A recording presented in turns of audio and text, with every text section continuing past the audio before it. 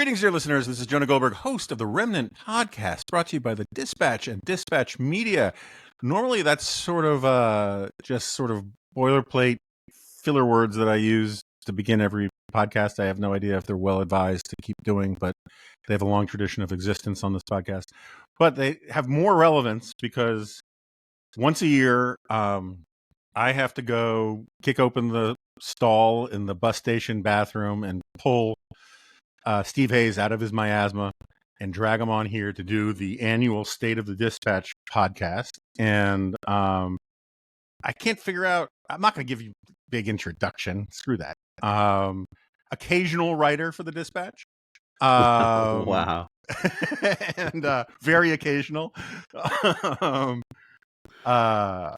Most weeks I accumulate more bylines than Steve does in any 6-month period. And former editor of the Weekly Standard and my former colleague as a Fox News All-Star, and like the CEO or something of the Dispatch. I try not to pay attention to that crap. And I don't know, is this the 6th or 7th or 5th? Did we miss a year? Did we do one before we launched? I'm not sure. I think it's probably the 6th. I think we've done one every year, and it would be a fun exercise for someone with a lot of extra time to go back and stitch together all of your insulting introductions of me, because every year, this one was actually not that bad. Like this felt pretty nice. Have I done something to win your favor or to please you of late? You really have. I mean, you shockingly haven't. I'll be honest, it was mostly out of lethargy and sloth. I forgot that I'm supposed to begin with insults. So I didn't have any prepared. Well, I figure you can work them in. Yeah, I'll figure out a way. You'll give me plenty of opportunities to insult you. Yeah, whenever you sort of speak. Before we get into the meaty stuff, assuming we actually do get into meaty stuff, I have to, as you know, I very much dislike having to give you credit for good suggestions or good ideas or anything of the sort. But you converted me on Door County, which I now really, really like, and I'm going to give you partial credit because it's really, I think, goes to Crowdhammer, our departed friend. On a recent episode of the Dispatch Roundtable, you had asked, it wasn't your terrible, not worth your time question about food you get served when you're sick, when you're a kid, which was really weird.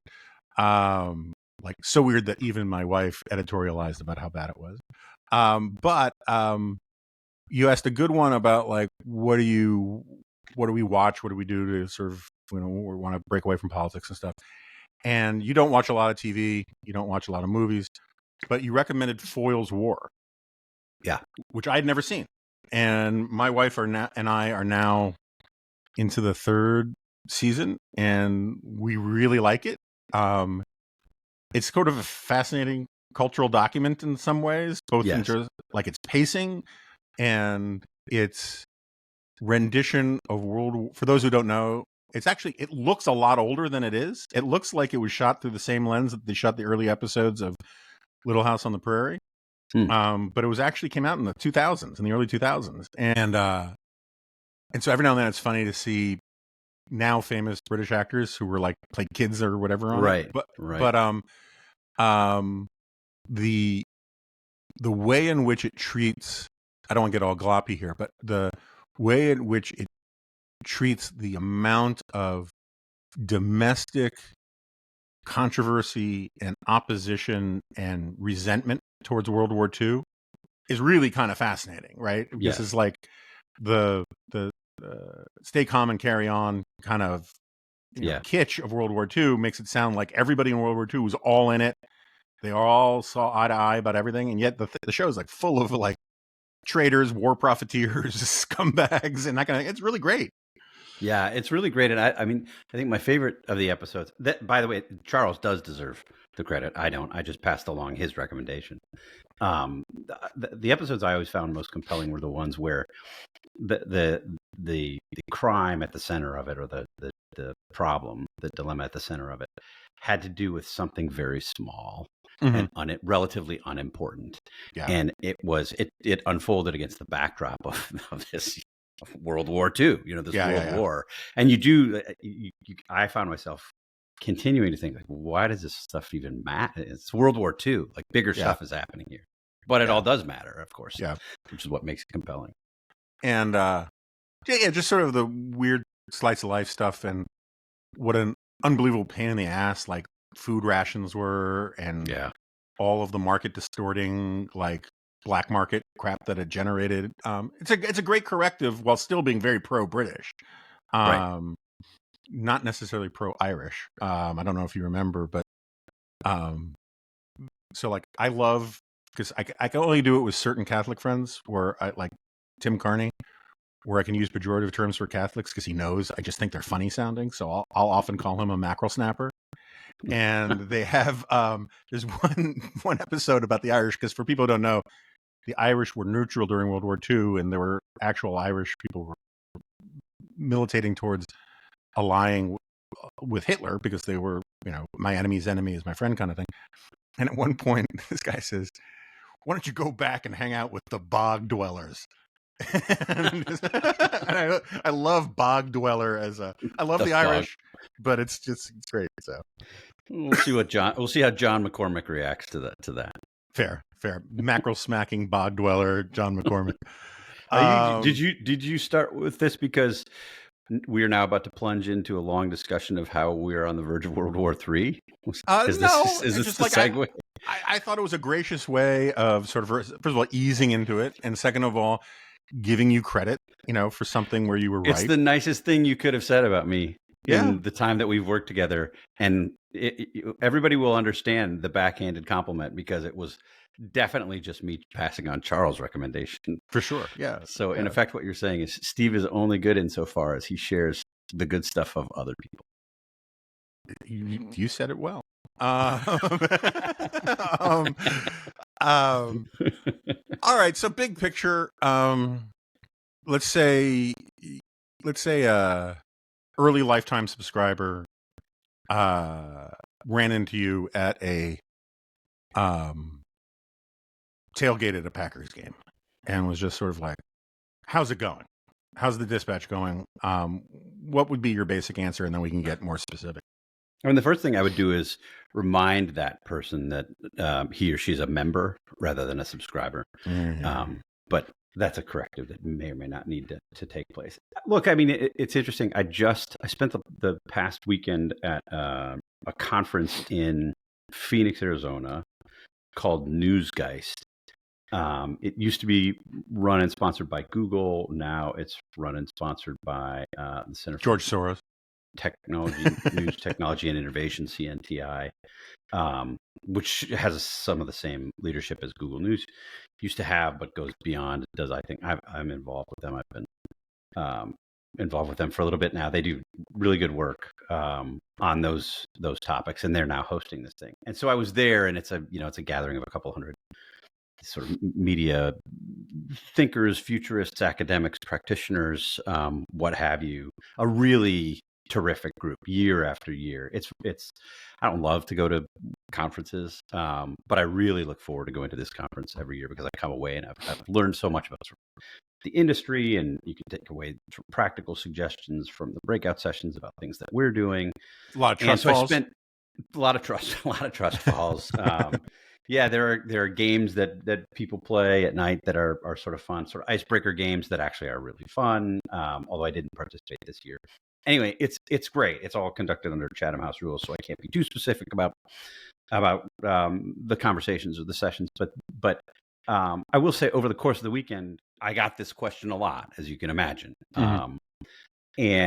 I think my answer is things are going well. We are, we spent the better part of 5 years doing our best to focus on editorial. We wanted the editorial to be as strong as it could be from the very beginning. From our first conversations, you and I both agreed that we were going to find a way to do the kind of journalism that we wanted to do, and the work that we specifically, very selfishly wanted to do. You and I would say you've been better about that part than I have. And then we were going to try to build a business around it. And we hoped that the business would work. But if not, then we can say that we tried really hard to do the kind of journalism that we wanted to do. And the really good news is I think we did that. That was our focus for a long time, arguably for too long. And, a lot of people did come. If it was a sort of build it and they will come proposition, a lot of people did come. And we have seen, with the exception of really a couple months, a couple different times over the course of our 6 years, steady growth. And if you look around the media landscape today, there are not a lot of companies that have experienced steady growth. So in that sense, we're very happy. We're approaching 50,000 paying members now. If you're not one and you're listening to this, we would very much love to add you to those ranks. So in that sense, we're doing well. I'd like to grow that faster, candidly. It's one area where I think even if we're growing and even if we don't have expectations of growing the way that we did sort of in our early organic days, I'd like to grow faster. So one of the things I think we all agree on as we look to 2026 and beyond is that is something that will get a lot of attention from us. It's a goal to grow, to double our paying members. So we'll make that a priority in the coming months, in the coming years. But one of the things that we've done more recently, we brought on a new president, Mike Rothman. He's been here, I think, now for 18-ish months. He built and created a company and a newsletter called Fatherly, later sold it, has vast experience in non-member revenue businesses, and has done a number of things sort of before that. And we wanted to build out what we're doing to diversify our revenue streams and make sure that we remain on sort of a solid foundation financially, build out what we're doing with non-member revenue. And we've done a terrific job this year. He's put together a very good team. And we've done a great job of doing that, and they deserve a ton of credit. Some of that are these sponsorships and partnerships that we've explored to support, unlocking newsletters that would otherwise be gated. Some of them are partnerships in relation to events that we've done and will continue to do. So we think we've made a lot of progress on that front, and that's also very exciting. And then the final thing I'll say is, with the addition of SCOTUSblog in the spring, that was, it was a website. We think it was sort of the most authoritative and comprehensive place to go if you wanted Supreme Court coverage before we acquired it. And we think it remains the most authoritative and comprehensive place to go for Supreme Court coverage now. That transition has been seamless, which doesn't always happen, I'm told. This is like so many things. Publicly facing seamless. There was a lot of work behind the scenes to make it look seamless. So a ton of work, but not a lot of hiccups. That's the thing. I mean, this is, again, one of these, now it's helpful for the beginning of the company.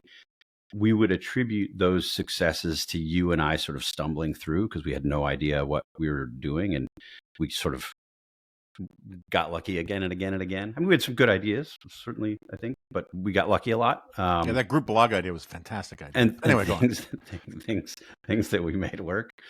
But now we have people who are good at this stuff. And through a ton of hard work from folks behind the scenes, it has been a seamless transition and really great. Very happy to have them aboard. And we also think that that's a model of the kinds of things that we can do to enhance membership for our existing members, to bring in new people through their interest in a variety of these different subject matters, where we can go deeper and bring in subject matter experts, to allow people who want more of that to get more of it. And we're actively looking at other areas to do that in. So yeah, I mean, I'll push back a little bit slightly on the SCOTUSblog thing, only insofar as it maintained a great brand and they were still doing good work, but it had grown kind of moribund, and they stopped doing some things that were once beloved features that we're bringing back. Right. I mean, it's pretty resource intensive, and Sarah Isger's done amazing work there. I guess that's a good place for a segue. insofar as, when I tell people about us acquiring SCOTUSblog and stuff, so I'll back up. It was interesting when the news leaked or came out. It was interesting to see people on the sort of hardcore right, not necessarily conservative, but the sort of MAGA right, the post-liberal right, all those kinds of people mocking it, deriding it. Oh, you establishment hacks, yada, yada, yada, blah, blah, blah, blah, blah. And people on the hard left attacking it. Oh, these crazy right-wingers, blah, blah, blah, blah, blah. And when I talk to more normie people, sort of center left, center right, CNN green room types who, occasionally will still say, "How's it going at the Bulwark?" And I have to slap them in the face with a semi-frozen flounder, who don't really have a great radar fix on what we're doing, all that. And I'll mention that we acquired SCOTUSblog, and they're like, wow, that's great. But like, SCOTUSblog wasn't conservative, and you guys are conservative, and blah, blah, blah, blah, blah. And, I try to tell them, yeah, but we don't necessarily think that means we can't run SCOTUSblog in a way that provides real value to people regardless of their ideological affiliation. And I don't think we've done anything to make it a identifiably really right-wing product in any way, right? And we want to keep it that way. We want to keep it so that it has brand value or credibility regardless of what your ideological priors are. And so I guess the question is, and we've chewed this over, I don't want to say it's the top 5 thing we've debated over the last 6-7 years, but it's probably in the top 10.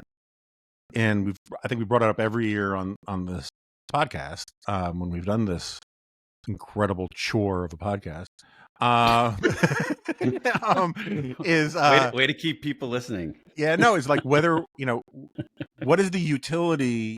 We often will more often than not say center right rather than conservative. And I don't think we ever use right wing, because I think it is fair to say that there really is these days, I mean, I wrote about this a couple months ago, a huge difference between right wing and conservative these days. And it doesn't mean that Venn diagrams don't overlap in places, right? You can be conservative and that makes you right wing, but you can also be right wing and not be at all conservative. And and I think like the new right people, part of my critique of them would be that they're not really conservative. And if you want to burn it all down, that is definitionally one of the most unconservative attitudes, right? Radicalism is sort of axiomatically not conservative. And but as Trump's hold and MAGA's hold over the GOP continues to deepen and solidify, and right-wing media, with a few exceptions, becomes increasingly, pick your adjectives, nationalist, Trumpy, whatever, at some point we can run into the problem where if the Republican Party defines, and people who are with that new attitude are colloquially just understood, those are the conservatives, right? If Steve Bannon is called a conservative, then we're not conservative anymore. If everybody agrees, that that's what has happened to the brand. And so I guess the question is like, how much should we care about it? Or how much do you think we should care about it? Because, your answers are not papal in my opinion. But, and is it a headwind? Like, it is very frustrating that we don't have higher member growth, and it's something that we really, as you said, we really do want to work on and need to improve on. And like every time we go to a Dispatch event, we have this massive turnout of people. And I always tell these people, look, you always know, I know everyone in this room knows someone who agrees with you to one extent about these big picture questions about our politics and our culture these days, and they don't subscribe to the Dispatch. And so like, we know that there's an audience out there that's larger than the audience that we have. But is calling ourselves conservative a headwind for that, or is it still a value add? I mean, whether it's true or not, we can debate the terminological, validity of it. But the bigger question is like, in a country where people think Donald Trump defines conservatism, or that Steve Bannon or whoever defines conservative Tucker Carlson, if that's them, then it's not us. And do we lose more people than we gain by calling ourselves conservative? I mean, it is a good question. As you point out, we've talked about it a lot over the years. We had at one point sort of an institution-wide huddle on this stuff. Several big discussions over a month or two on branding issues and how it would be received in the market, and hashed this all out. And I don't remember that there was ever sort of a declaration coming out of those conversations. You No. can correct me if I'm wrong. There's basically a consensus that it's something we may have to make a decision about one day, but that day is not today. Yeah, there was no sort of institutional rule or guideline. I will say, just to the extent that it reflects how I think about this stuff, I do find myself describing myself as center right a lot more these days than I do conservative. I don't think I'm any less conservative than I have been. If we go through sort of and catalog my views on issues between, what we're in October 2025 and where I was in October of 2015 and October of 2005, there are very few issues on which I've made big changes, policy positions. There's some where I've tweaked. I mean, certainly as evidence has come in, I've made different decisions. Certainly, I've changed the way that I think about other people and how other the Republican Party and erstwhile conservatives, who I thought were conservative and seemed to believe the same things that I believed, and it turns out that they didn't with much conviction. But I don't know. I don't often call myself conservative anymore, because I think most people, for sort of popular discussion, people do associate Donald Trump with conservative, and the congressional Republicans with conservative, and Steve Bannon and Tucker and the people that you named. And I don't think, just as a matter of helping people understand kind of who we are and what we do, that it's as useful today as it would have been if we existed 10 years ago. Yeah. It's also the case that we don't, we don't have litmus tests here. We're now over 30 employees.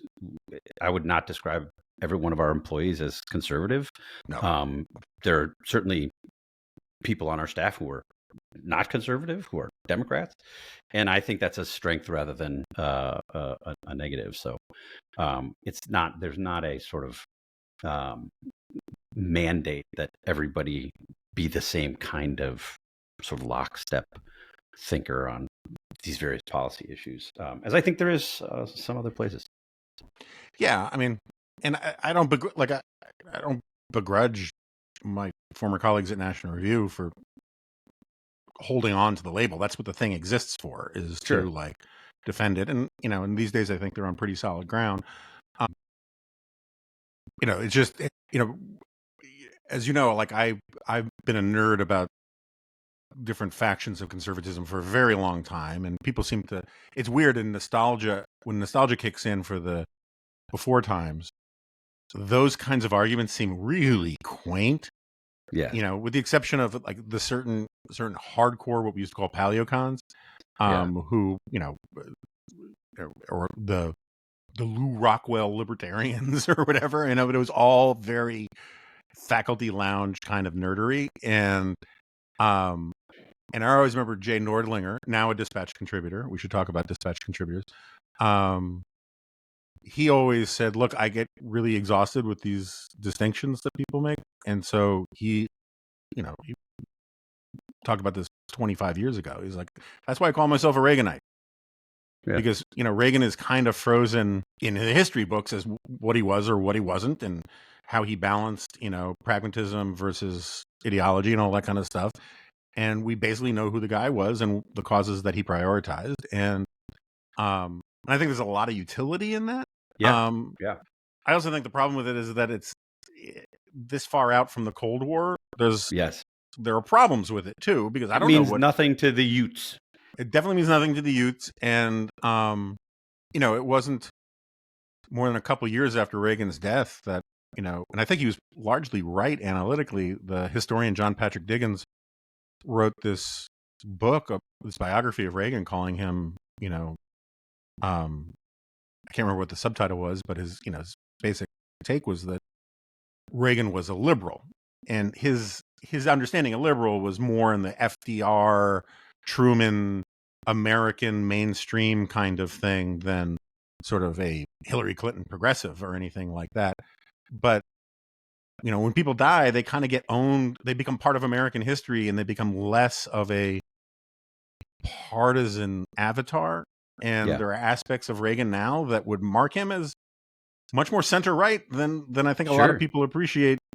When we just sort of do Reagan F yeah kind of talk. Immigration being maybe the best or one of the best examples. Yeah. No, I think that's true. It's interesting. I use Reaganite conservative a fair amount. I find it particularly useful in conversations that I have with elected Republicans to make the distinction. It is the case that there's still. I was actually talking to this is now a former elected Republican within the past couple of weeks about kind of the makeup of the Republican Party on Capitol Hill, and I think it's still the case that if you gave them everybody truth serum and sort of walked them down a set of policy issues and said, how do you regard yourself? You'd still have more than 50% of Republicans on Capitol Hill who would describe themselves as sort of fundamentally Reaganite conservatives. And a small but growing number that would describe themselves first as Trump Republicans or Trumpists.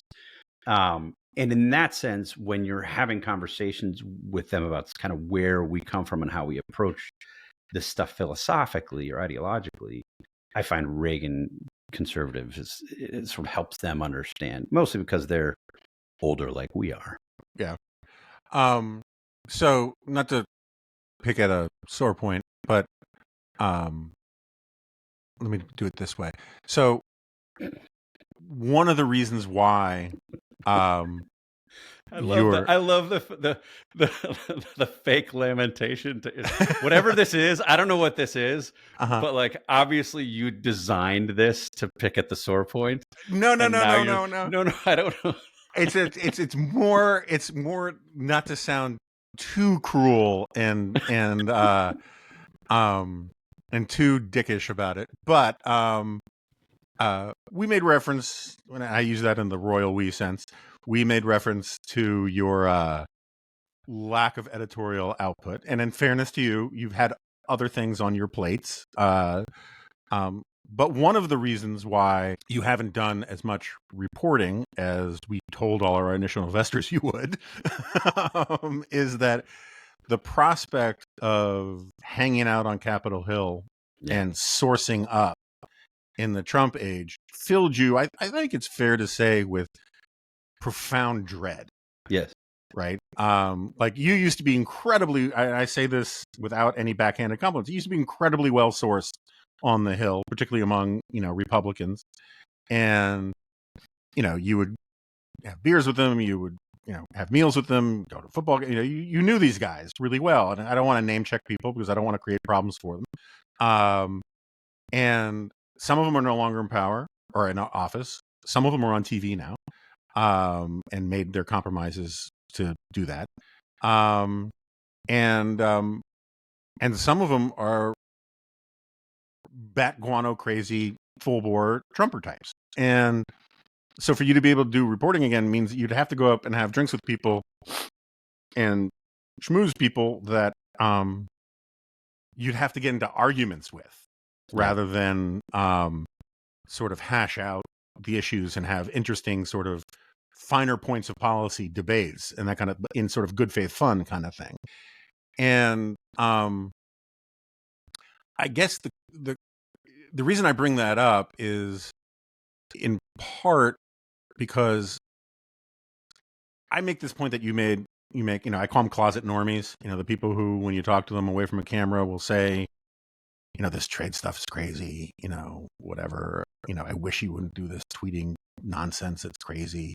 And I'm at the point, though, that I no longer really, I have some optimism about the future, because I think these guys, once Trump is no longer on the scene, some of them will reassert their convictions, which would be good. Right. But I think like the issue of what these guys actually believe is increasingly irrelevant, because of the sort of institutionalized cowardice Yeah. of the Republican Party, at least on Capitol Hill. I mean, there are people we know, we've had dinner with, who are big fans of the Dispatch. And I really don't want to call out anybody by name, but, and in some cases, cowardice is probably unfair, but as a collective thing, I think it's a perfectly fine adjective. And so they agree with us in private, but in the realm of the possible, what they can actually do. I mean, I'll pick one that we haven't had a lot of contact with in recent years, Mitch McConnell, right? I mean, Mitch McConnell screwed up, right? He should have supported impeachment. We thought he was going to support impeachment. I think he was going to support impeachment. He told people privately that he was going to support impeachment. And then he just took the easier path, right? And because for all sorts of political considerations. And when I look at Republican leadership, when I look at Republican rank and file, like dividing them up into who's the closet Reaganite and who isn't is utterly meaningless, because you judge politicians by what they're actually willing to fight for. And none of them care enough about any of this stuff to actually put skin in the game where it matters. And so, the ideological analysis is so much less relevant than these other kind of things about character, or just the stranglehold the Trump crowd has over the primary process and the political desire, the ambition to stay in office. That's more dispositive than, this guy read a lot of Hayek. I mean, who gives a rat's ass if you're not willing to do anything about it? Yeah, I mean, I couldn't agree with you more. The way that I used to talk about it, it's really hard. I think one of the hardest things to do in journalism these days is to convey to people who don't do what we do, and in particular, sort of on the reporting side, if you're spending time with these elected Republicans in particular, and you sit and have a cup of coffee with them in their office from 2 to 3. And then they go to a stakeout in a place on Capitol Hill where reporters are gathered and senators or members go and talk. And they literally say the opposite things in front of the cameras an hour after they have told you something entirely different. It's hard to first of all, it's hard to get people to understand how prevalent that has been over the past decade. Less now, certainly, than at the beginning part of the Trump era. But it's also hard to convey to people how disorienting that is. It's really just like, wait, what do I believe? I know they don't believe that. Should I put stock in what they just told me privately? But they might just be telling me this stuff privately because they think that it's what I want to hear, and they want to stay in my good graces so that I say nice things about them the next time I'm on Meet the Press or something. It's profoundly disorienting. I would say, and you and I talked about this a while ago, I think we've told people before, when we launched the Dispatch, we set out over the course of several months at the very beginning to meet with as many prominent members of Congress, both Republicans and Democrats, but primarily Republicans, and more senators than House members. We met with some House leadership types, but more senators than House members. And we just wanted to spend an hour with them, tell them kind of what we were doing. Hey, here's the update. And we think it's important for you to hear directly from us what we're doing, so that we didn't leave it to, the people at the Federalist to tell them, oh, this is what the Dispatch is going to be. And, we described it as we described it everywhere. And, I think we had it with certainly the majority of those meetings, that exact experience, where we would sit down with people and they would all say like, oh my gosh, this is, and these are like, if we could, these were all off the record, we will keep our word. We're not going to violate the promises that we made. But if we could tell people the names, they would be stunned at how some of them are well-known, prominent Trumpists, and were then and are today. At the time, I remember we talked about it afterwards, and I said, there is some bizarre sense of comfort in their cowardice, because it means that they still sort of know what's right, and they still believe stuff. That's why I have a little optimism about the future, is that I think that stuff will come to the fore. So that's why I'm more pessimistic. When the price for it is lower. This is why I've gotten more pessimistic. Yeah. Hold on 1 second. Yeah, well, I mean, your level of it's a glass full, half empty kind of thing. I can talk it either way. My point is like, but I think go ahead. The level, we should be way more alarmed with what's happening today than we were with what's happening when we launched the Dispatch. I mean, oh, for sure. Yeah. You know, we were alarmed then, but like now, you look around and the things that they're willing to tolerate or explain away, actually is in so many cases, I just think repulsive. Like, it's not just that they're kind of looking the other way as Trump sends a mean tweet, or we saw what he did after the election. We saw what he did on January 6th. We see what he's doing now. The corruption is obvious. The targeting of political enemies is obvious. I mean, all of this stuff is just kind of at another level, not because Trump himself has changed, but because he's more comfortable doing the things that he's doing. And you have the Republicans in Congress, by and large, as matadors, just like, yeah, go do it. And it's alarming. And I think I take much less comfort in the cowardice these days and more just see it as cowardice. We should, I mean, we're not supposed to be doing rank punditry on here, but we always do a little, just for equal time. We should spend a minute on whether you have any hope for the Democrats in all of this. I mean, no, I don't. We had this discussion on the most recent Dispatch podcast, and Sarah Isker was making the case that sort of it's now pretty obvious for everyone to see that Democrats would have been just as bad as Trump if they had been given these same opportunities or choices. And I'm not going to make the case that Democrats would have been better. I think Republicans deserve a much greater share of the blame because Republicans are doing it. Did it, right? It's not a hypothetical. Mostly hypothetical. But there are places where you look, and and the example I mentioned in that discussion was they told us repeatedly that these January 6ers had to be sort of purged from politics, or January 6 sympathizers. And then in some cases, they literally went out and funded pro-January 6th, pro-insurrection candidates because it would be easier to beat those folks if they emerged from a Republican primary. It would be easier for the Democrat to beat them. And I just think that's awful and sort of exposes what they're doing.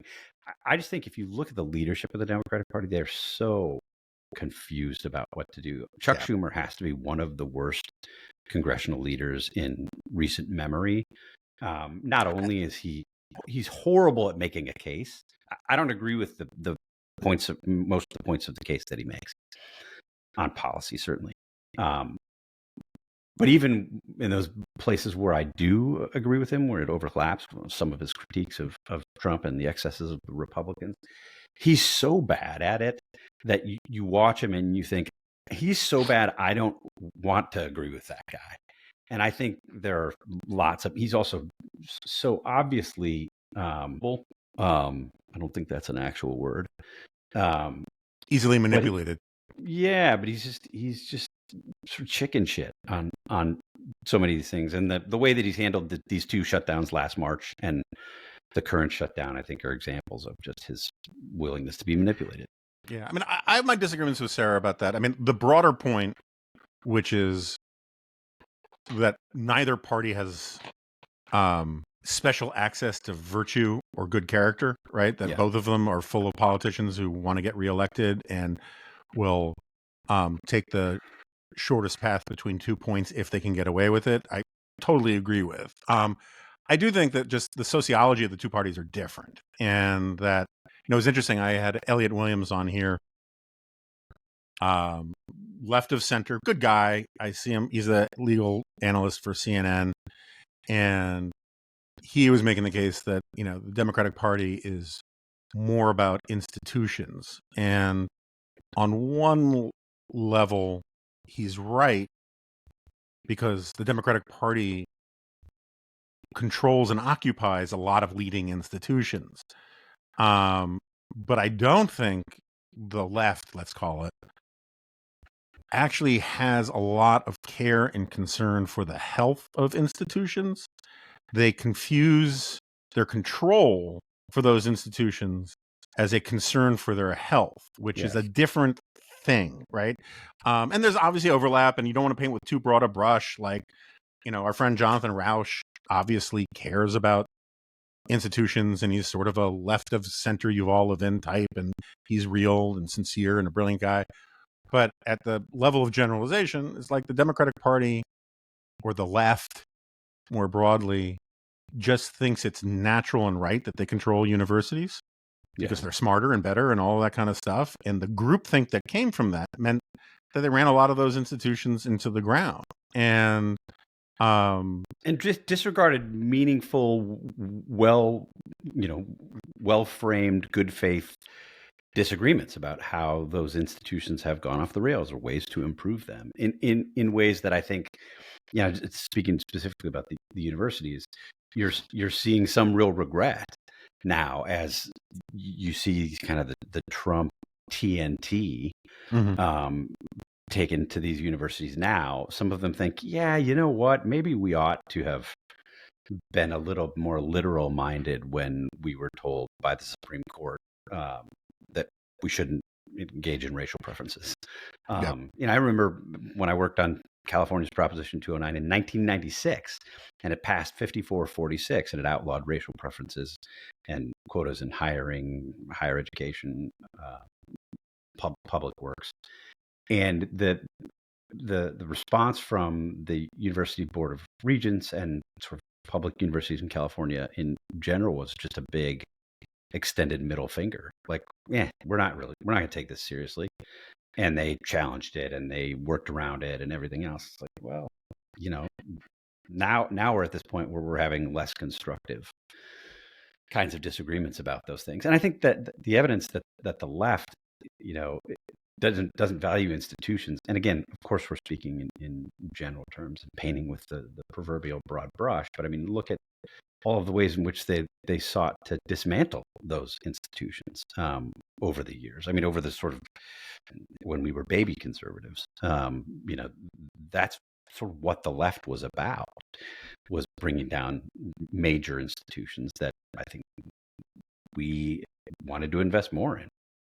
So, to bring it back to sort of the dispatch focus of this, I think that's one of the reasons why, I would say we haven't done a survey of our readers in a while, but anecdotally, and comment sections, I think our comment sections are better than 98% of comment sections. But they're still disproportionately representative of people who like to hang out in comment sections.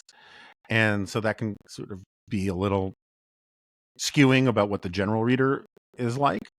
Like when we did the survey, like the rules as generally is that most members or subscribers don't actually comment on articles anywhere, right? It's this very small percentage. And regardless, if I had to guess, I would say our readership is 2/3, let's call it center right?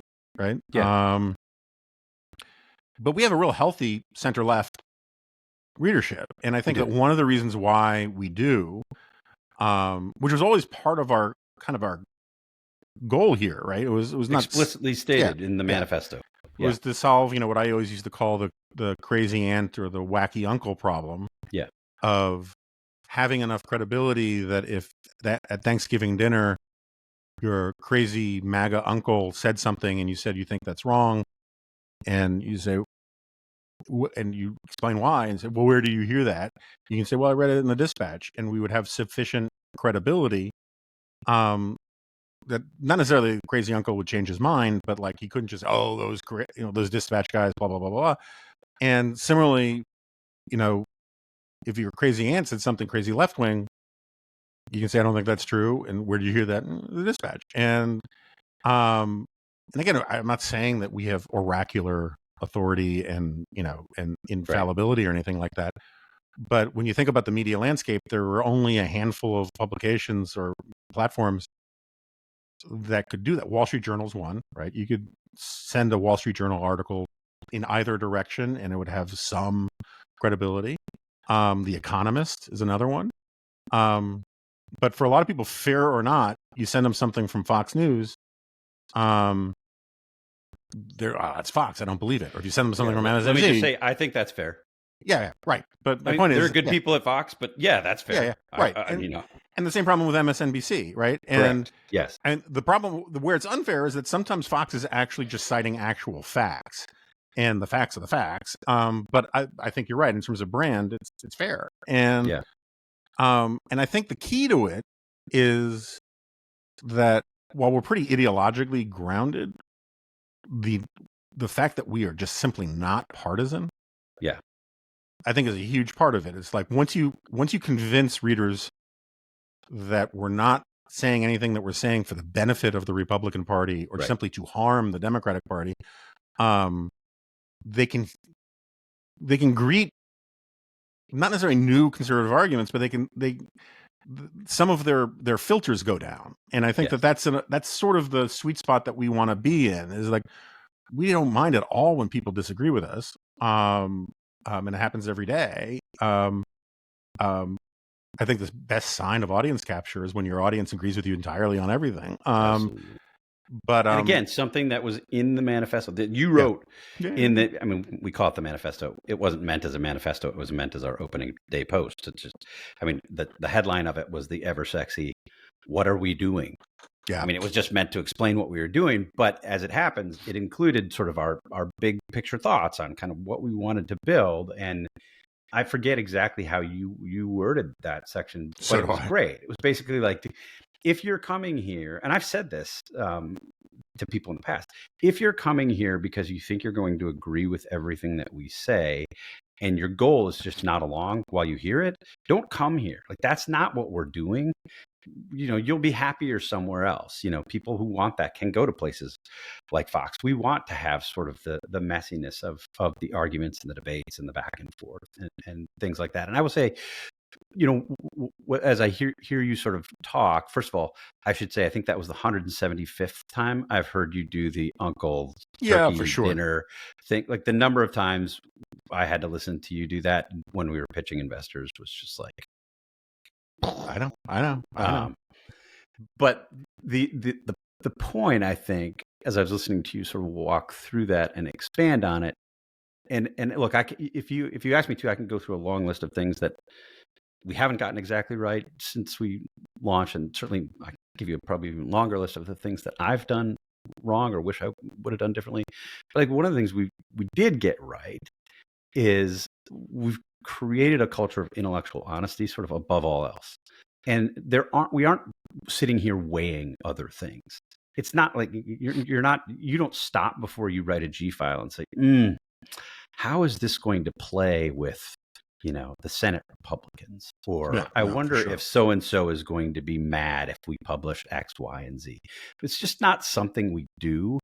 And I know that happens elsewhere. And I think it happens a lot elsewhere. And you know, I hope that people who come to us, either because they're members, because they listen to our podcast, or if they're new to us, come to us for that reason, or very quickly recognize that that's the business we're in.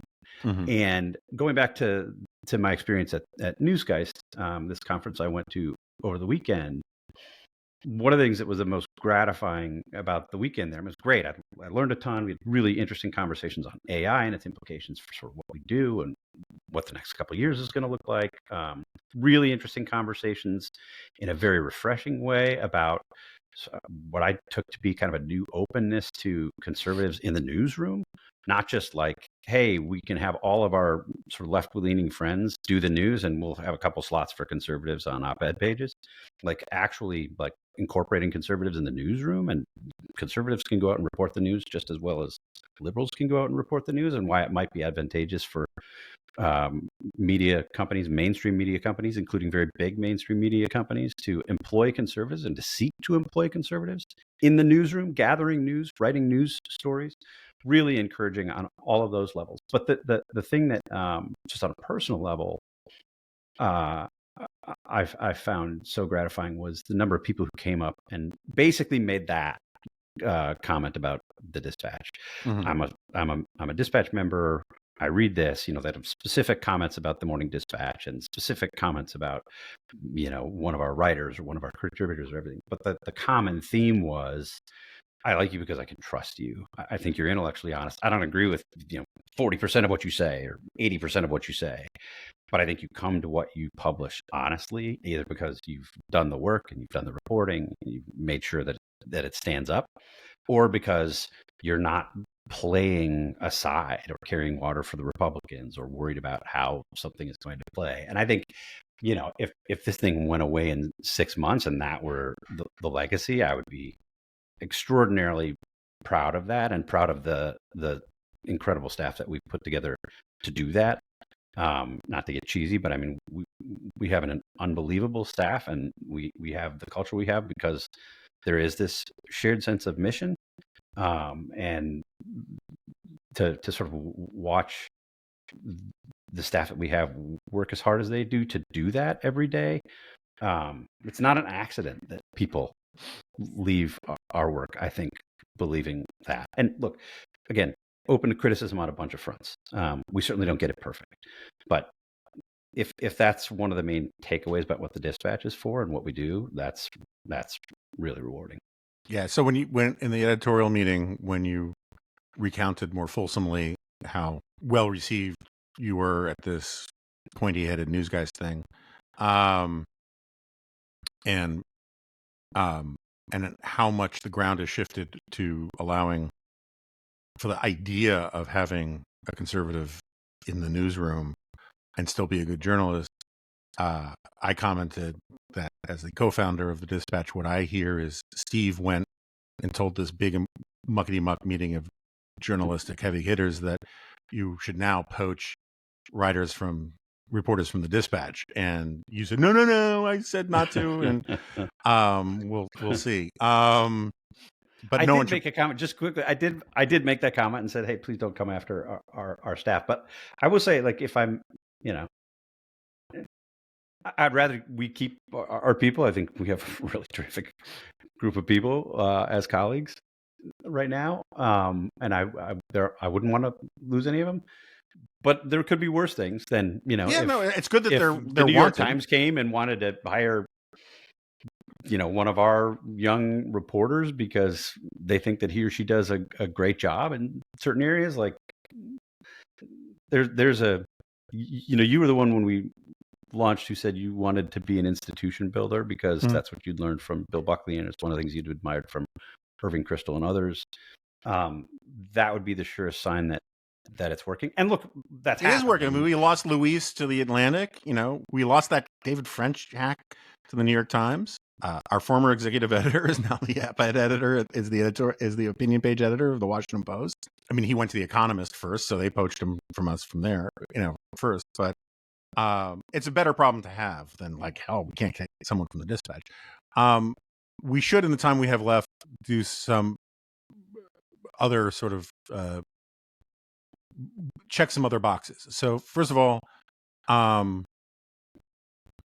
was going to bring it up in the context of this conservative, center left, center right. How do we define ourselves? We had in part because of the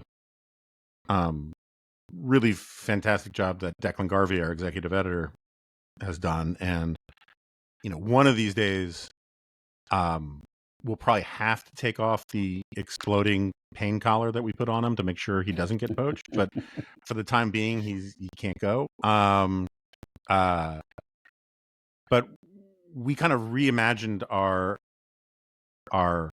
contributor budget, right? And we used to have a sort of like our submissions budget or our freelance budget kind of thing. And we decided that it would be wiser to spend more money on some really great people and create a board of contributors. And we've really built it out wildly. And I always feel guilty about it because on the one hand, on social media, we announce, welcome to the Dispatch so-and-so. And people think we've hired them. And we haven't so much, right? Like Jay Norlinger is a contributor. We're delighted to have Jay. Lots of people wanted us to hire Jay when he left National Review. But this is a way to sort of get a slice of people who can broaden out our fare, who care, who have their own audiences that we think are Dispatch adjacent.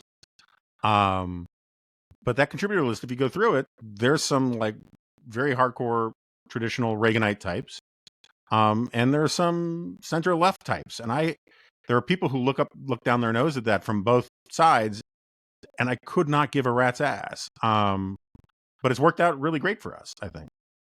Yeah, it has been great. I mean, this was again something that we kind of wanted to do at the beginning, at the very outset, and it just took a long time to put it in practice. And Declan deserves all the credit for having done so, and really sort of led the effort to bring in a wide array of voices with different subject matter experts or subject matter expertise, and they've just made incredible contributions to the stuff that we're putting out on a day-to-day basis, alongside of what we do with the staff and with our regular newsletter writers. You know, we've launched this debate series. We've had contributors contribute to those. Some of them have done these Monday essays, which was something that Luis Perales, who's gone on to the Atlantic, helped. He'll be back. Helped conceive. We'd love to have him back. If you're listening, Luis, we'd love to have you back. Yeah, I mean, they've just been great, and they've allowed us to sort of expand what we do, talk about more things, write about more things, and do it in kind of a dispatchian sort of way. I mean, these are people who certainly we have disagreements about policies and issues that we're talking about, and publishing stuff that you don't agree with and I don't agree with, but that's healthy. That's part of what we want to be doing, and it always is done sort of in the spirit of the enterprise. So, And glad so to have. the other low-hanging fruit that I was trying to get to a segue to about when we're talking about conservatives in the media, people just think it's weird if we don't take a minute to talk about Barry Weiss going to CBS and all of that. I wish her nothing but well. I like her enormously, and I think there's all as I've said a million times on here, there's a lot that she's done at the Free Press that I'm jealous of, and I think has been really good.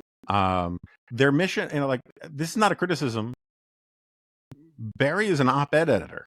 That was her skill set, and she's a great op-ed editor. And so the Free Press was more of a virtual op-ed page in a lot of ways. And a really great op-ed page is a great thing. I mean, I love great op-ed pages. And and so, and we'll just say with our filthy lucre hat on, it is wonderful that they were valued at $150 million.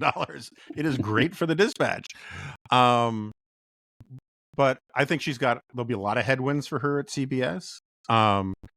It's one of those things that like 90% of the criticisms from any direction of this, I just find utterly unpersuasive. Yes. Which is not to say that I think it's obvious that she will have massive success. I think she will fight a good fight. And I was saying on the solo the other day, it's a little bit like, I see it as a little bit like Javier Milei, where like Argentina's economy was such a mess and its government was such a mess that there was so much low-hanging fruit for him to go after that there were a lot of initial really great, just getting rid of the rent control stuff was fantastic for housing, right? I mean, there's a lot of like obvious stuff. I think there's a lot of obvious stuff that she'll encounter that she can do there that will be all to the good. I'm sick of hearing people say they care about media diversity, but think it's outrageous that CBS should have a gay pro-choice, woman. They're just so stupid to me. But at the same time, like, it's a big institution with a lot of problems, and there's going to be a lot of headwind, and she's going to have her work cut out for her. And like, that's not a criticism. I think that's just a description of reality.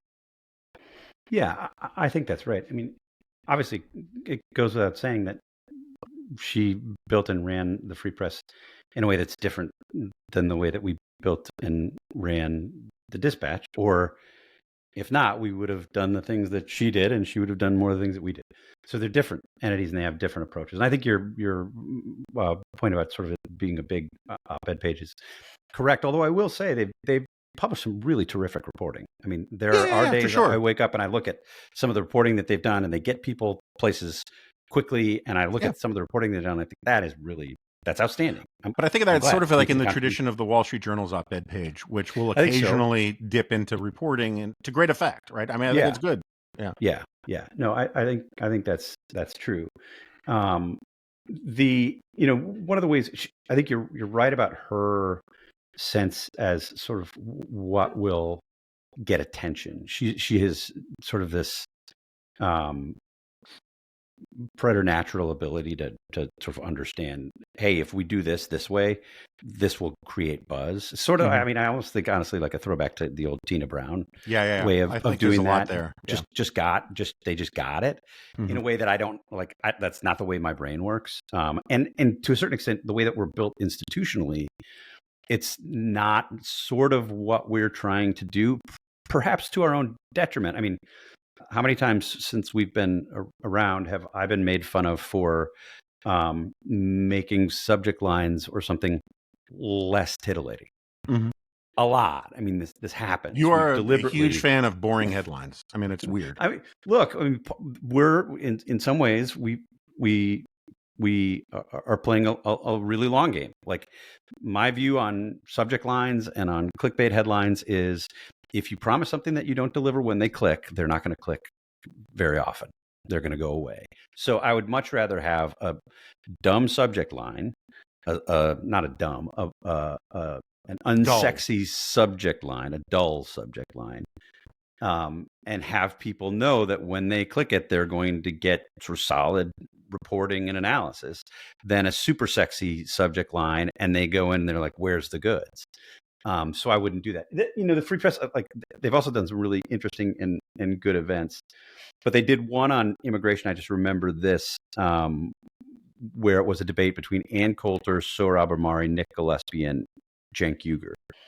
And I guess my own view would be, if you want to really understand the immigration debate, maybe it is good to include Ann Coulter, because she's representative of a broader slice of sort of the right's views on immigration than I would have thought 10, 15 years ago. But it's just far less likely that a debate with Ann Coulter is going to enlighten in a way that, we probably would have picked less sexier, for sure, policy wonk types. So that, I think, helps explain some of the differences. But look, I just don't understand the grousing. I mean, I guess there's just this sort of knee-jerk reaction from so many people in mainstream media that I find so frustrating. And to me, it sort of confirms that this is the problem. They look at somebody like Barry and they say, oh, she's a right-wing reactionary. She couldn't possibly do this. She doesn't have the experience to do this. She couldn't, she's not qualified. That's something I've heard several times. She's not qualified to go in and run CBS. She's only 41. Well, look at what she built. Yeah. Like, that's almost qualifying on its own. And she's got some really terrific people, including several people we talked to here about working at the Dispatch. I mean, really, really good people kind of up and down the masthead who I think will help her. One of them, our friend Adam Rubenstein, worked with me at the Weekly Standard. I think he's been sort of helping her in a moonlighting kind of way, and is now coming back to journalism full time, which I think is a great thing. I hope to do that for a long time.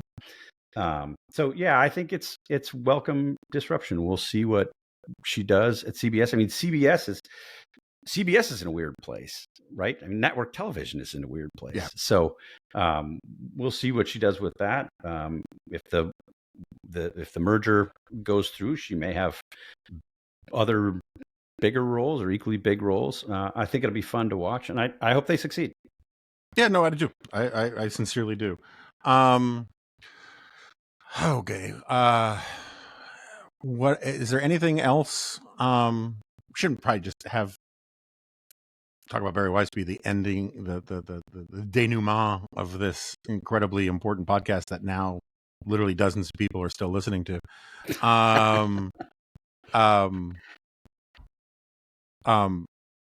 So here's one of the questions, getting back to the sort of the Trump stuff. You see some of the email I get. I see some of the email you get. I got an email a while ago from a Dispatch subscriber who I don't know if you remember, he was from Scandinavia. I'll just leave it at that so we don't narrow it down too much. Oh yeah. Saying how I'm not going I to. have not responded to him yet, and I meant to. Yeah, you're better at responding to some of these kinds of things than I am, but I think I'm as good at reading them. I'm just worse at responding to them because I get so inundated. But he made a criticism that I hear from a lot of people, one way or the other. There are. This gets to the thing about how we annoy our audience because we don't fit in a normal lane of expectations to a lot of people, and so I get a lot of criticism that I talk too much about Trump and I catastrophize too much about Trump.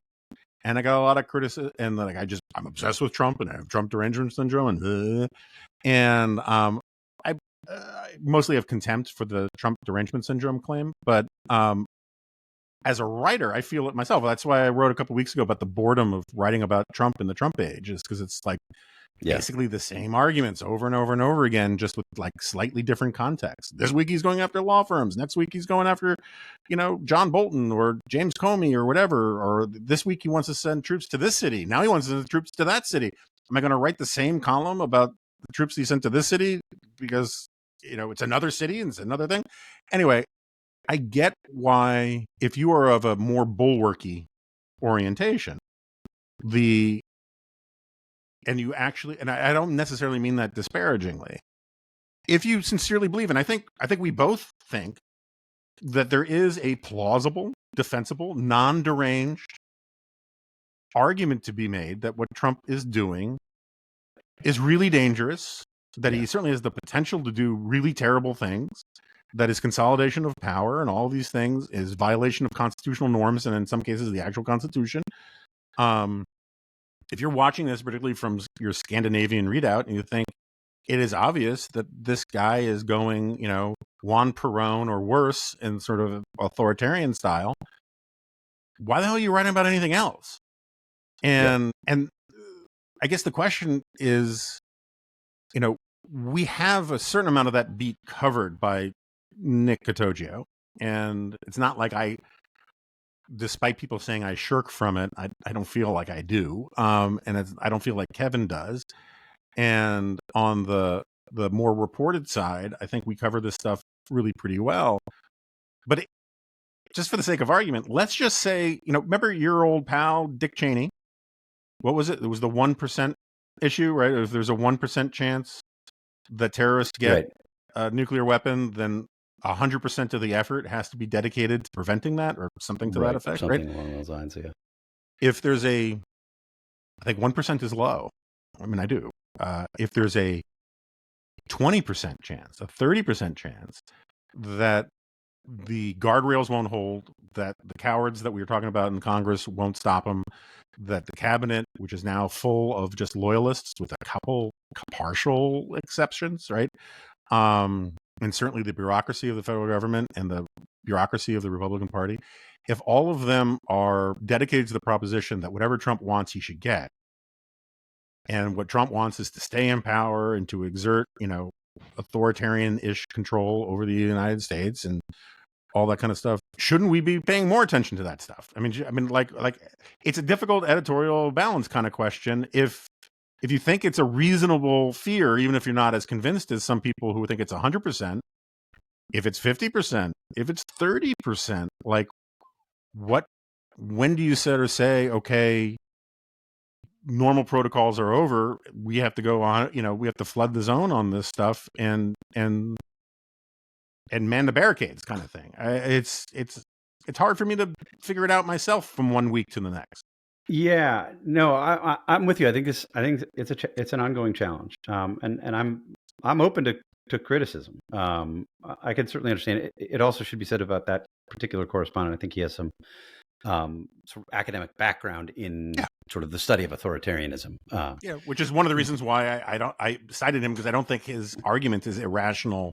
No, I think it's paranoid. Yeah. Like, I think there's a very legitimate, argument. It's all about the percentages of how likely you think this is, and also and therefore what question, right? I mean, part of our thing is about staying in our lane, and and like, how far out of our lane, even if he was 100% right, what does that actually mean for how we actually do things on a day-to-day basis? What do you mean by staying in our lane?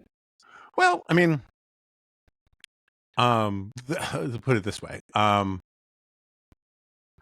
my quote. You've heard me use it a million times. The Alexander Solzhenitsyn line, Yeah. where he says, you can resolve to live your life with integrity. Let your credo be this: let the lie come into the world. Let it even triumph, but not through you. Right. Yes. I was at National Review during the rise of Trump and all that, and an enormous number, and I'm sure you had exactly the same conversations in various different contexts at the Weekly Standard, but I had just an enormous number of good faith, decent people who thought that at the end of the day, okay, now he's the nominee, you have to back the nominee, you have to support him, stop criticizing him, Hillary Clinton's so awful, blah, blah, blah, blah, blah. I mean, we have people in sort of our orbit to this day who made the same arguments about Kamala Harris, right? I mean, Yeah. And my response to those people was, actually, I often borrowed a line from Rich Lowry about this. It's like, look, at the end of the day, we're a magazine and we don't work for the RNC. And so our job description and our responsibilities are simply different. Yes. And so, like, I'm open to arguments that we should pay more attention to X or less attention to X. Those are perfectly legitimate, good faith editorial debates about this, that, and the other thing.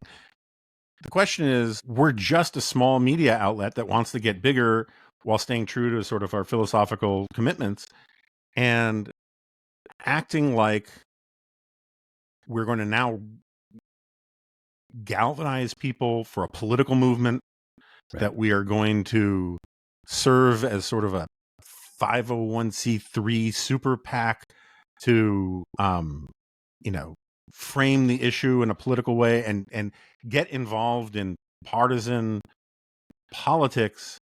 That's not our lane, right? That's Launch my whole a super PAC. Yes, that's definitely that's not just our not lane. us. And so, right. Like, that is the bulwark. I mean, to a certain extent, that is the bulwark lane. I mean, they have some terrific writing. Will Salatin has a terrific piece on House Speaker Mike Johnson and his role as a Trump enabler. Kathy Young, Andrew Egger. There are a lot of people over there I admire a great deal. Yeah.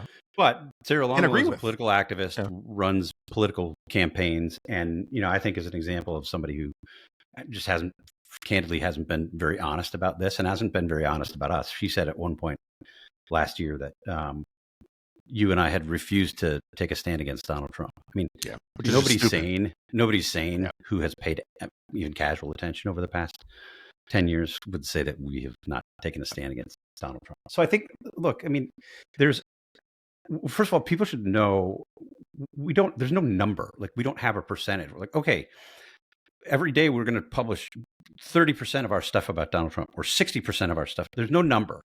It's our writers, our contributors, our people on staff are free to write what they want and when they want it.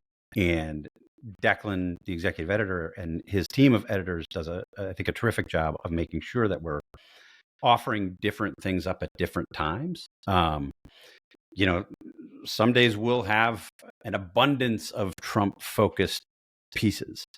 Other days we'll have virtually nothing. I think yesterday, when I opened the website yesterday, as I recall, I might be missing one or forgetting one, but when I opened, I looked at the homepage.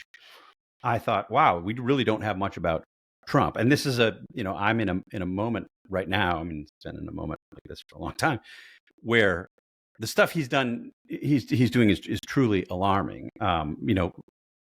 That said, we have covered what he is doing overseas. We've covered the Middle East. I think we've all given him credit to a certain extent, sometimes qualified credit for being a disruptor in these sort of calcified, difficult issues, giving him credit for the breakthrough that he had diplomatically over there. But there's no quota on the number of Trump pieces that we're running. I'm not only glad, I'm thrilled that we have Nick writing about Trump and the new right and sort of MAGA as often as we do. I love what Nick writes. I agree with most everything that he writes. there are very few people who I think who have keener insights on where the country is at this moment than he does. It's why I mean, one of my favorite things is when you get these partisan Republicans who want places like the Dispatch to be partisan, but they'll still send me emails. Oh man, I love everything Nick wrote.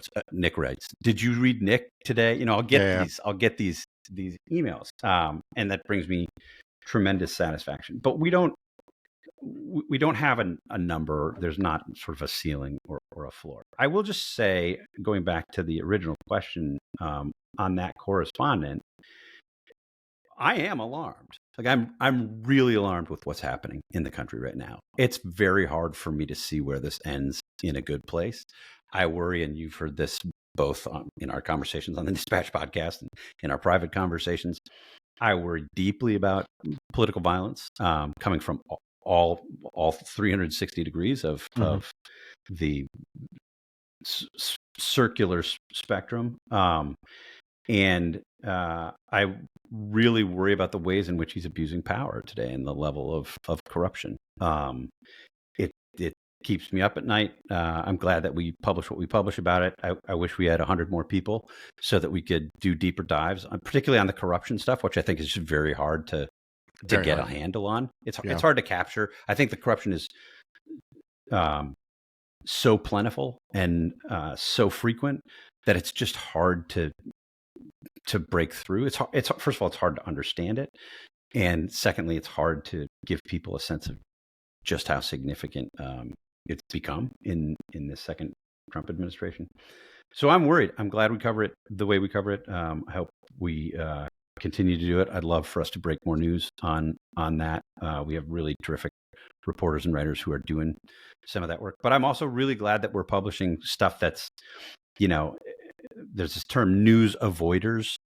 And, news avoiders are probably not going to be spending a ton of time with the Dispatch in our stuff.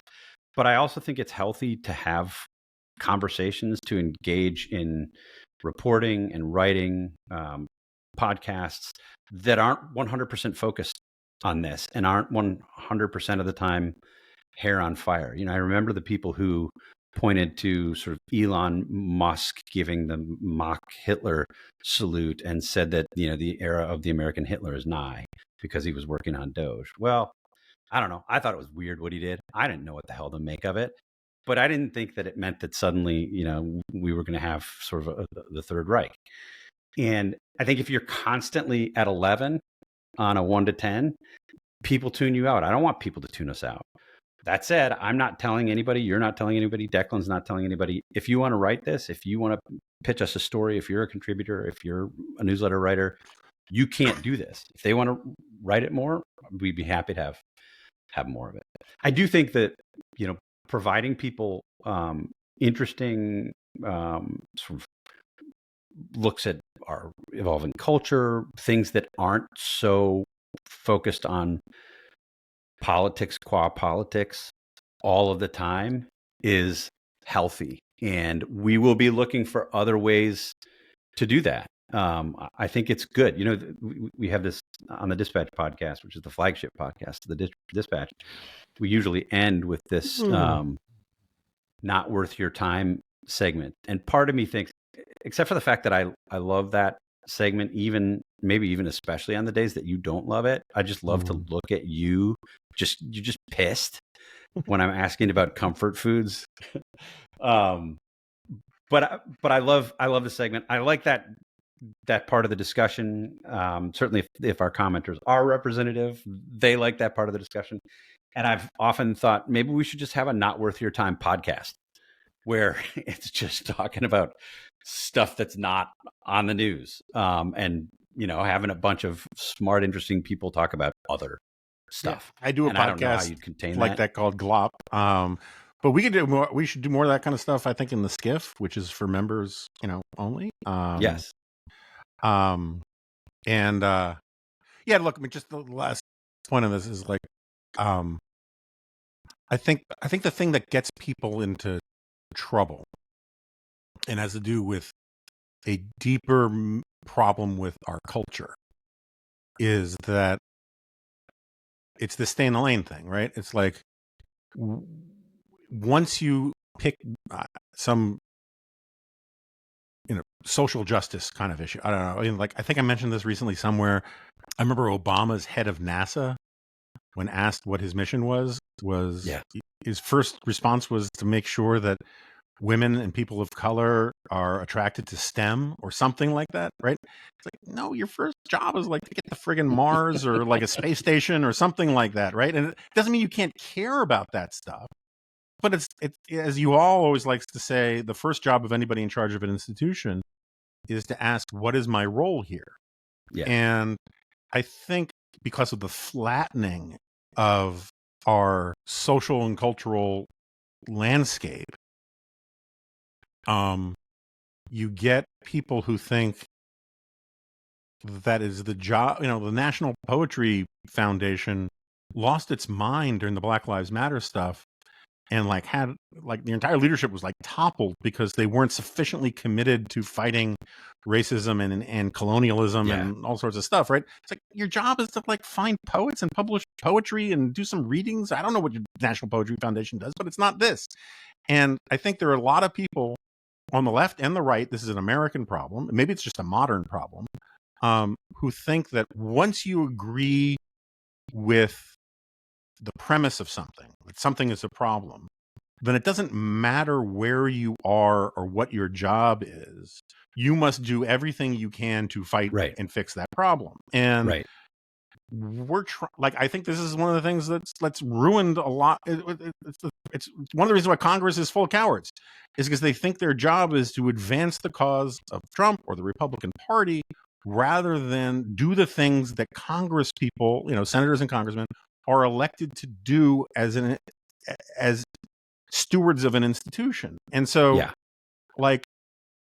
I can agree with a lot of premises about people who say I'm not concerned enough or I'm too concerned or whatever. I mean, there were good arguments all on all sides. It's there, and therefore what part of it, what I'm supposed to do about it if I agree with them. And I think the answer is to keep doing what I'm doing and try to grow the Dispatch and make it a better and bigger thing. And not sort of, well, now it really matters because Zoran Mondami, so now we should become an arm of the RNC or something like that. Well, if I didn't find those arguments persuasive 10 years ago, why would I find them persuasive now? Exactly. They're also there's not one way to do this in this moment. I mean, I think for some people, when they say, yeah, you guys should cover Trump more, they mean we should be covering his tweets, or we should just his true social posts, or did he say something outrageous on in his latest huddle on Air Force One, therefore we should run after that. Sometimes if he says something that's truly outrageous, I mean, I remember last month he made a comment to Jonathan Karl of ABC News in the context of the moves that the FCC was making to question licenses and I think strangled free speech. That was worth covering because he said, I might, basically, Trump said, and I'm paraphrasing here, not quoting directly, but I might come after you next because you have hate in your heart or something like that. Well, that's really bad for the president of the United States to say that. And we should pay attention to something like that.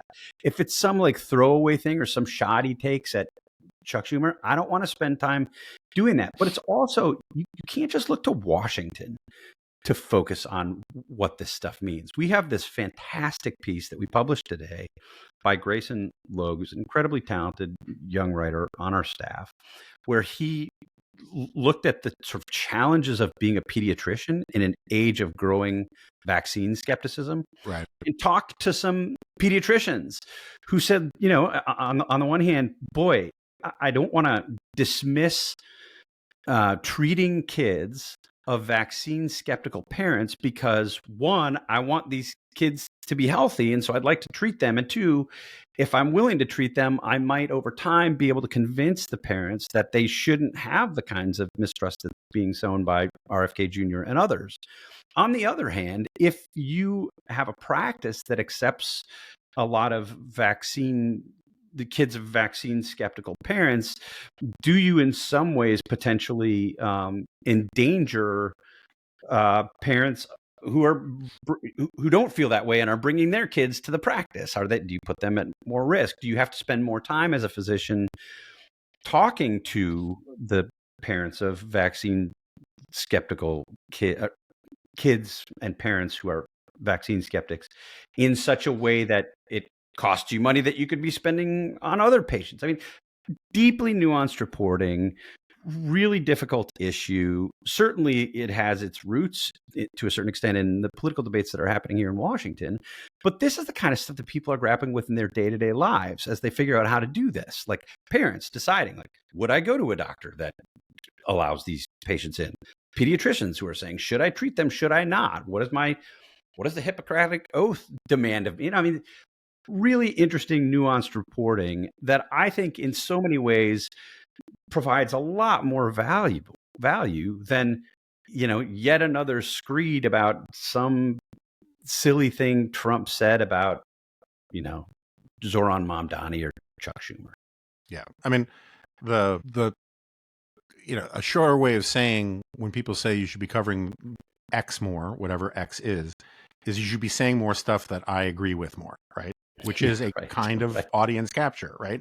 And it's not to say that I don't agree with them about the underlying thing. That tweet was crazy, or that statement was wild, or whatever, or really bad, or whatever. But like, we're not here to simply affirm people on every issue on their timetable on demand. That's what social media has done to a lot of news consumers, and I don't think it's a good thing. And like, you can make the case that the people who say, oh, you should have your hair on fire 24 hours a day, they're part of the reason Trump got reelected. Yeah. Because they've lost they have a cry wolf problem, right? Right. I mean, I know that the Lincoln Project, they all got great second homes out of their work, but they didn't do the thing that they were actually hoping to do. Instead, they just sort of became a expression of their donors' rage, which did not have any constructive effect except to again buy those guys lavish second homes or something, or third homes or fourth homes. I don't know how many, if given the weaponization of mortgage documents that we're witnessing right now, Steve Schmidt might want to go over his paperwork sooner rather than later. Who knows? But all right, we've gone for 90 minutes, which is 88 minutes longer than we should have. So is there any final note that you would like to add? Anything you feel like we didn't cover? No, I think it's been pretty comprehensive. I would say just in terms of what's coming. I mean, I think people can count on us to provide more opportunities to go deeper on certain subject areas. We're looking to build out that arm. I do think we'll be doing more stuff that's not as focused on Washington and the news. Maybe I'll take my Spanish wine musings and obsession with grilling and smoking meats and create my very own vertical, so that I'm adding to the overall editorial production of the Dispatch in the way that you want me to. Not in the way I want you to, just in a way that you might actually use that. I don't think you if I reported stuff, you wouldn't even probably read it. If I did a video about smoked meats, I think that's possible. You might watch. I like smoked meats. Yeah. Yeah, and then the final thing I'll say, I mean, just in the context of AI, and that's probably another discussion for another time. We're sort of constantly aware of the kinds of things that we ought to be doing to sort of AI-proof the business, but also want to be doing, and were things that we've kind of wanted to do from the beginning. And one of those, probably at the top of that list, is more work with our community, building the community, growing the community, being in touch with the Dispatch more events community. We got to do more Dispatch events. We are definitely going to do more Dispatch events. We've got one coming up in Grand Rapids in just a few weeks. We will be doing more events in the next year, so stay tuned about that. And I hope that we can find ways to allow folks who have kind of found the Dispatch as a home in a moment where there's a lot of political homelessness, give them more opportunities to interact with us, interact with one another, both in person and virtually. We think, and we've certainly heard that people are interested in doing that, and we're looking for ways to make that happen. All right, Steve Hayes. Until next year, I'd say I don't need to talk to you again for a year, but of course we're on the Dispatch Roundtable most weeks, so I'll talk to you in a couple days, alas. And thanks for coming on. I would end with something very cheesy about what a pleasure it's been to work with you for 6 years, and how amazing it is that we are still in business after all this time. But no, I should probably just end with a shot. Yeah, I mean it is weird. We have not once, I don't think, ever raised our voices to each other, which is sort of unheard of, particularly given our mutual contempt.